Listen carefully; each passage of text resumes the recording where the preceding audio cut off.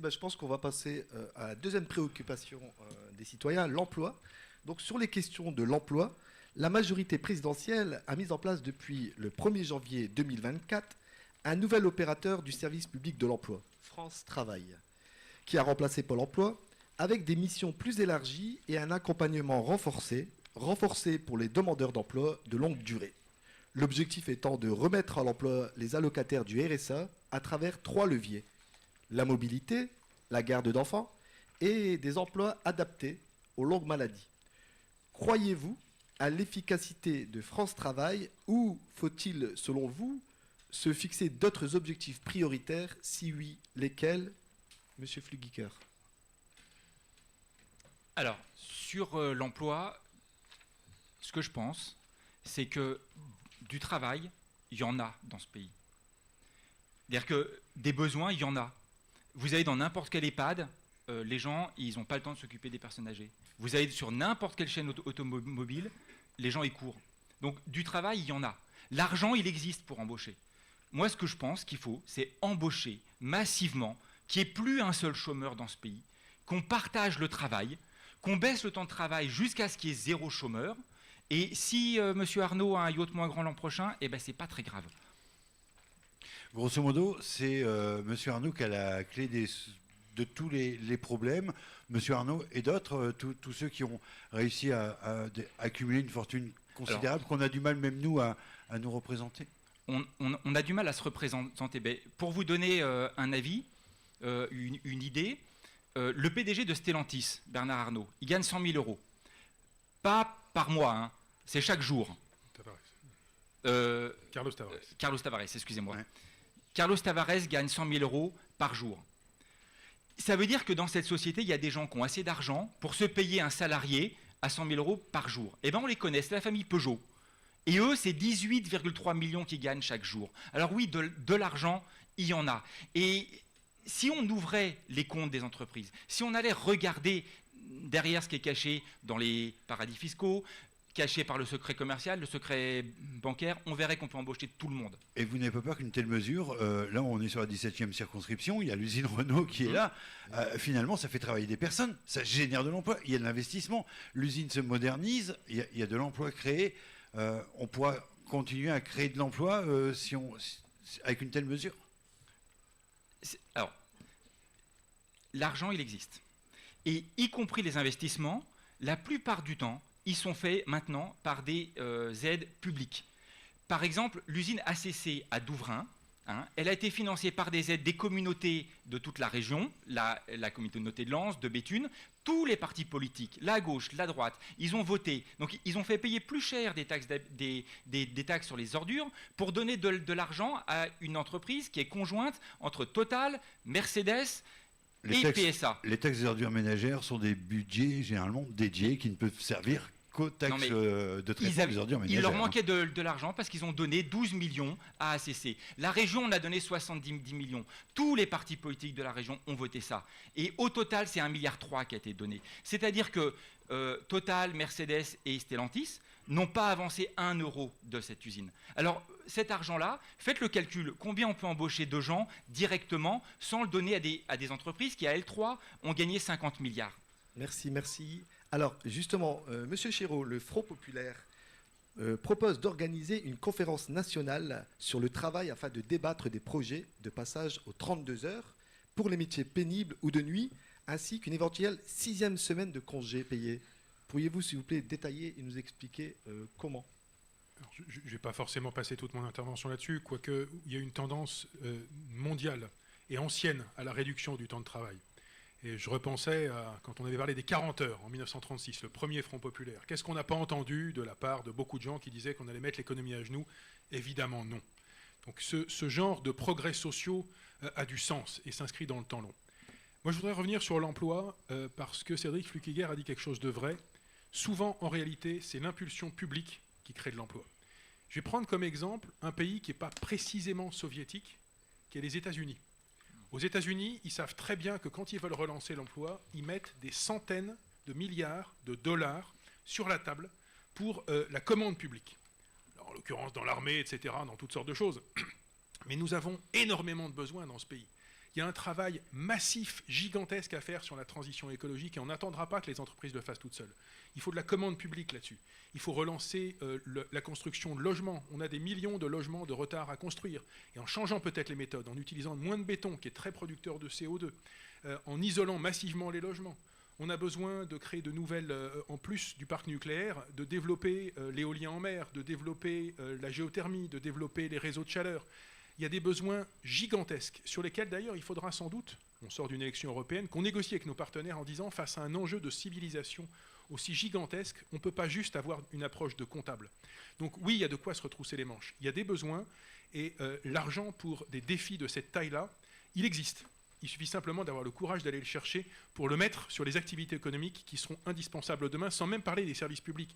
Le nombre de bras dont on a besoin dans les hôpitaux, le nombre de bras dont on a besoin pour s'occuper, comme le disait Cédric Flukiger, des personnes âgées. Il faut maintenir des professeurs dans l'enseignement, dans l'éducation nationale, etc., etc., etc. Je le dis au passage d'ailleurs, nos entreprises ont aussi besoin de services publics qui tournent et qui tournent bien. C'est pour ça aussi que tant d'entreprises investissent en France. Monsieur Tesson, sur ces questions d'emploi, comment aujourd'hui remettre les gens très éloignés de l'emploi ou favoriser l'embauche dans ce pays? Alors, vous savez, moi, je me suis plongé dans ce document.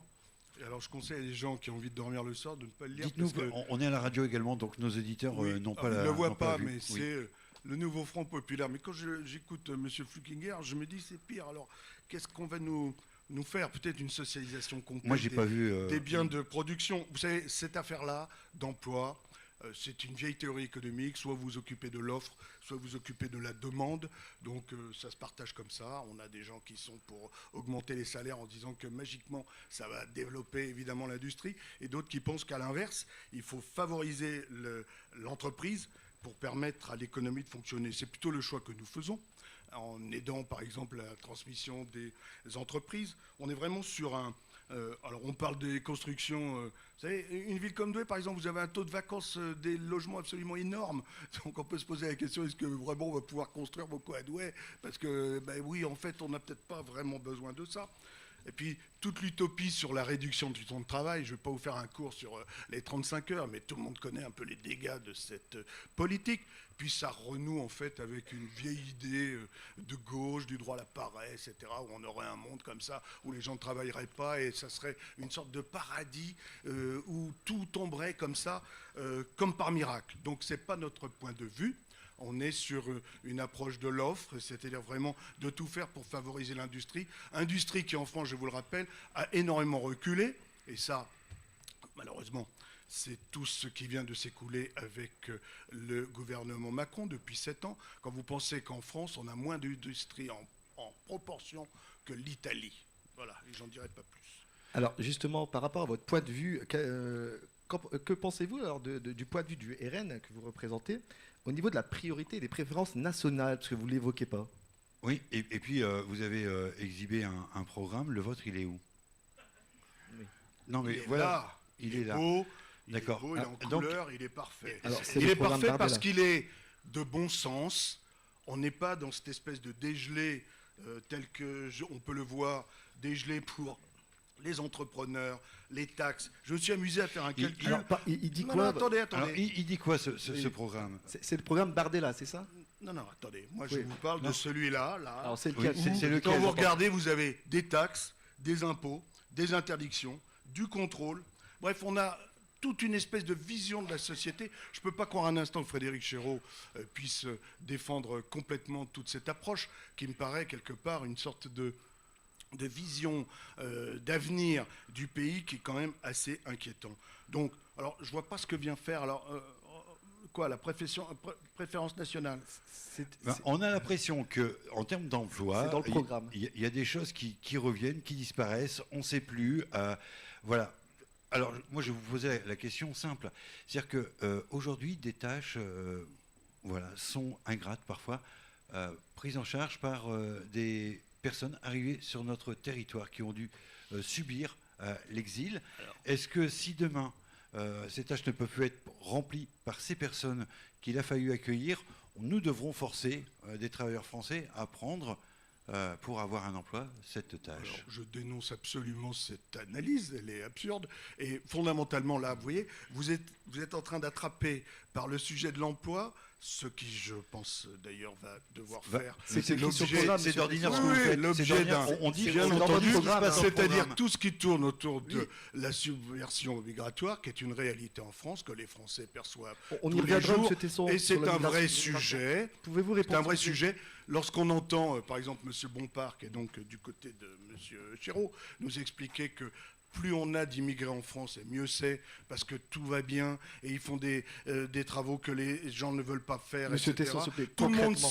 le monde sait, y compris par exemple le Parti communiste de la grande époque, qui avait compris que ça pèse sur les salaires, ça pèse sur le travail, ça pèse sur Monsieur l'économie. Tesson, vous Mais on y écoulez votre temps reviendra de quand on parole. parlera d'immigration. Vous écoulez votre temps de parole et vous ne répondez pas à la question. Concrètement, la préférence nationale. Ici, nous avons monsieur Honoré qui est chef d'entreprise. Et posons-lui la question, comment vous allez agir sur les entreprises pour favoriser la préférence nationale à compétence égale? Un chef d'entreprise va-t-il prendre plutôt une compétence qui va lui apporter une plus-value pour son entreprise, ou il va devoir, dans l'obligation législative, je sais pas, concrètement, comment on fait? Attendez, soit vous êtes en France de manière légale, et que vous soyez étranger ou pas ne compte pas. Enfin, il faudrait quand même faire un peu attention. Moi, je vois bien que dans tout ce qu'on peut lire aujourd'hui dans les médias, il y a une sorte d'épouvantail comme ça. Il y a des jours, j'ai l'impression que Mais notre union nationale, c'est un peu... bientôt, on va manger les petits-enfants, et moi, quand je me lève le matin, je me demande si, par hasard, je ne suis pas devenu un loup-garou. Vous voyez, là, on n'est pas sur cette approche-là. Un étranger qui est légalement en France, pourquoi M. Honoré ne pourrait pas le recruter? C'est Parce que absurde. vous parlez de préférence Par contre, s'il est nationale. clandestin, c'est une autre question, évidemment. Il y a des règles, et je pense que ces règles doivent s'appliquer. Où est le problème? Je ne pense pas que monsieur Honoré prendra le risque de faire travailler un clandestin à son papier. Voilà, on est Alors, d'accord. la préférence nationale, On est elle s'arrête où? d'accord. Elle commence où? On est d'accord. Lorsqu'on est Donc elle clandestin, Donc on elle ne n'existe doit- plus. Donc lorsqu'on elle est- n'existe plus. lorsqu'on Elle est n'existe plus. clandestin, on ne doit pas travailler. Alors, une dans personne qui a une carte de entreprise, c'est séjour la moindre en des choses. situation régulière. Enfin, En je- situation régulière. On va faire tourner Oui, c'est mieux. la parole et on reviendra vers vous en temps et en heure. Rassurez-vous, Monsieur Tesson, on Je a compte encore sur quelques vous. questions à vous poser. Question emploi. Je vais me tourner vers vous, Monsieur Honoré. Voilà, on a entendu Monsieur Attal hier dire voilà, l'objectif du plein emploi, faut pas le perdre de vue. C'est réalisable. Comment c'est réalisable? Alors, on va déjà revenir au sujet le plus important. Vous parlez de France Emploi, enfin France Travail, on va expliquer Oui. d'abord ce que c'est, pourquoi ça a été créé. France Travail, en fait, c'est, on va dire, un regroupement de plusieurs organismes existants qui vont permettre à plusieurs personnes de pouvoir travailler. C'est-à-dire les missions locales pour les jeunes. Très important, on en parle très peu, le programme Cap Emploi pour les personnes handicapées. Et ça va servir aussi à développer deux choses. Contrôler un peu plus le RSA, développer la garde d'enfants pour les gens qui voudraient travailler, et un dernier point, faciliter la mobilité avec les aides au permis de conduire. Je suis assez bien placé pour en parler. Je pense, on a quand même réduit, et ça les chiffres sont là, on a réduit de 2 millions la part de chômeurs en France, il y a encore du travail, nous ne sommes pas au plein emploi, je suis d'accord avec vous sur cette observation, mais je pense qu'on part dans une bonne direction. Pour revenir sur M. Tesson, ce qu'il me dit sur les clandestins, ou c'est vous qui le disiez de toute façon, un clandestin, à savoir qu'on ne peut déjà pas l'embaucher, car pour établir une fiche de paye, je dois envoyer la carte d'identité à mon comptable. Donc déjà, l'histoire du clandestin qui ne pourra pas travailler, ce n'est pas possible, déjà aujourd'hui. Ensuite, M. Chéreau nous parle de la politique américaine pour relancer l'emploi. N'oubliez pas une chose, c'est qu'aux États-Unis, il y a de l'argent, ce qu'on n'a pas chez nous. On a un pays endetté, on ne peut pas recréer La sans faute à qui? arrêt. Il faut les créer, ça je suis bien d'accord. Mais on ne peut pas aujourd'hui dire à partir... La question était la faute à qui? Vous avez 1000 mal milliards. entendu. Mais moi je suis désolé. Là, on a... Donc, comme je vous explique, il y a eu 2 millions de baisses d'emplois. Ce sont des chiffres. On peut les contester, mais c'est le cas aujourd'hui. La réindustrialisation brute de la France est réelle. On est quand même dans la 17e circonscription, qui est bon sang un magnifique territoire. Enfin, moi, j'y vis depuis que je suis né. On a Renault qui est à côté de chez nous. On a une gigafactory qui vient de s'ouvrir. Il y a des emplois qui se créent. Enfin, bon sang, je veux bien tout entendre, mais dans la 17e circonscription, il y a des choses qui se passent. Alors pourquoi avoir créé France Travail si tout fonctionne bien ici dans le Parce que ce 17e? n'était pas suffisant, ça n'intégrait pas suffisamment des prérogatives que nous n'avons plus, c'est-à-dire, je reviens là-dessus, les missions locales qui, moi, je travaille beaucoup avec les missions locales du Douaisis pour les aides au permis de conduire et pour les jeunes, n'étaient pas assez intégrées dans le pôle emploi existant avant. Avant, c'était simple, un jeune allait se présenter au pôle emploi, c'est du concret, hein. il allait se présenter au Pôle emploi, le Pôle emploi disait non, non, je ne peux pas m'occuper de toi, tu vas à la mission locale parce que tu as moins de 26 ans. Aujourd'hui, c'est fini. La mission locale fait partie intégrante de France Travail. Ils vont pouvoir travailler ensemble, les aider à financer, des permis de conduire, bien évidemment, même parfois des chèques pour des voitures. Ça se fait déjà dans la 17e circonscription. Je vous le dis, je les ai vus passer. Et puis aussi, ça peut aider aussi les gens. Par exemple, j'ai eu le cas, alors il n'y a pas très longtemps sur un marché, où justement une maman m'expliquait qu'elle était embêtée pour aller travailler car il n'y avait personne pour garder ses enfants. Et donc elle se dit, je ne peux pas aller travailler, vous comprenez, monsieur Honoré, c'est pas possible. Et bien dans ce cas-là, Cap Emploi est là pour y répondre. Merci beaucoup. Monsieur Bourrazin, en termes d'emploi, voilà, quelles mesures pour favoriser l'embauche, créer de l'emploi? Moi, je pense que dans la 17e circonscription, vous voyez, c'est pas les politiques qui créent les emplois, c'est les chefs d'entreprise. Les chefs d'entreprise, aujourd'hui, eux, ce qui... Alors, quelle politique à mettre en œuvre pour aider les chefs d'entreprise justement, à créer de l'emploi? je vais y venir. C'est déjà les aider à s'installer. Et vous pouvez regarder par vous-même le programme de Xavier Bertrand à la région, puisqu'il fait partie de notre famille politique. Qu'a-t-il mis en place? Il a mis des aides en place pour pouvoir aider justement les entreprises à s'installer. Voilà. Notamment, Monsieur Chéreau, vous pouvez le confirmer, puisque la région vous a subventionné les mégastructures qui sont actuellement surdouées. Voilà. Donc, comment on fait? On continue comme ça? On continue à réindustrialiser directement et puis à aider nous on va dire les chefs d'entreprise pour qu'ils puissent s'installer et créer de l'emploi encore plus. Alors concrètement, comment les aider? Par des subventions, par des réductions d'impôts? Réduction d'impôts, réduction de charges patronales, voilà, déjà, ce qui va pouvoir leur dégager des bénéfices. Merci. Voilà. Donc, on fait des cadeaux d'argent public pour faire des profits privés. Ok, on a compris. Élections législatives. Qui